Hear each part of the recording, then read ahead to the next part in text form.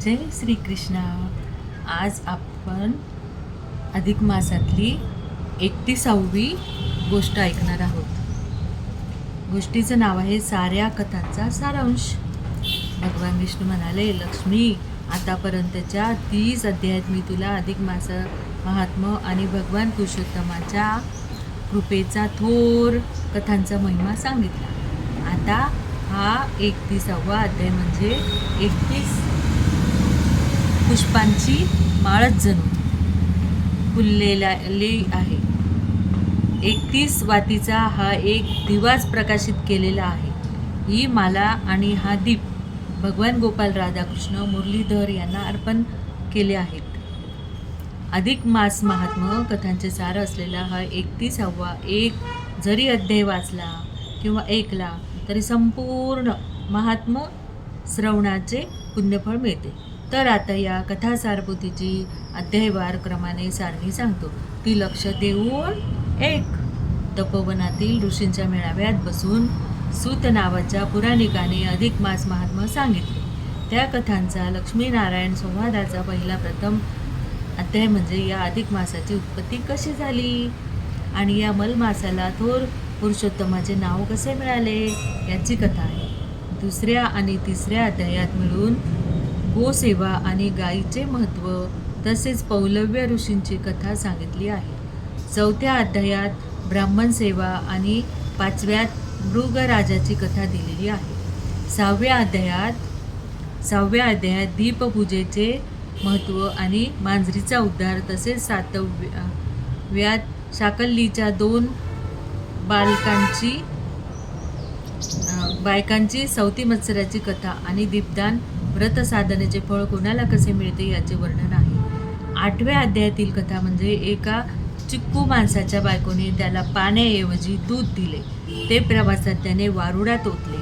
त्यामुळे शेष प्रसन्न झाला आणि त्याने त्या इस्माला अपार धन देऊन श्रीमंत सुखी केले. 9व्या अध्यायात महिष्मती नगरीतील एका स्त्रीने आपले अधिक मासातील 7 दिवसाच्या स्नानाचे पुण्य एका म्हातारीला देऊन तिचा उद्धार केला. ही कथा दिलेली आहे. 10व्यात मौन भोजनाची अवती नगरीतील एका गरीब गृहस्थाची कथा सांगितली आहे. 11व्या अध्यायात अधिक मासातील पंचपर्वापैकी व्यतिपात, वैधृती आणि अमावस्या, 12व्यात द्वादशी आणि पौर्णिमा पर्वाचे महत्त्व सांगून त्यांच्या कथा दिलेल्या आहेत. 13व्या अध्यायात त्रिरात्र व्रत, दशमी एकादशीसह द्वादशी या तिन्हीचे मिळून महत्त्व दिलेले असून 14व्यात त्या संबंधी द्वादशीचे साधन व्रत तसेच दुर्वास मुनी आणि अमरीश राजा यांची कथा आहे. 15व्या अध्यायात श्रीरामाच्या द्वादशीच्या पारण्याच्या वेळी शतमुखी रावणाचा सीतेने केलेला वध ही आगळीच कथा दिलेली आहे.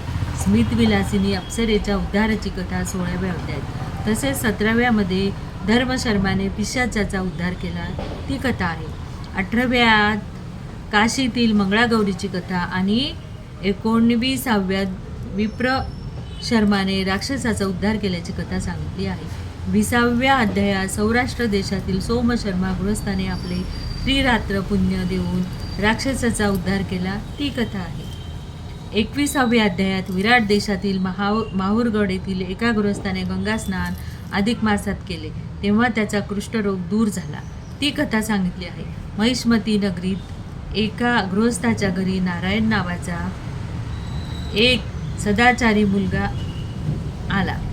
तेव्हापासून त्या गृहस्थाचा ताक विक्रीचा धंदा करणारा मुलगा आणि शरीर विक्रीचा धंदा करणे भाग पडलेली या मुलाची बहीण, या बहीण भावाचा उद्धार नारायणाने कसा केला त्या कथा 22, 23 आणि 24 या 3 अध्यायात मिळून दिलेल्या आहेत.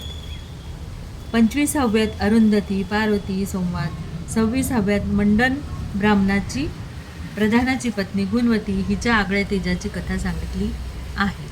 27व्या अध्यायात साधारण 1 दिवस जरी अधिक मास व्रत केले तरी माणसाला मोक्ष मिळतो ही कथा आणि 28व्यात काश्मीर देशीच्या बिल्लीन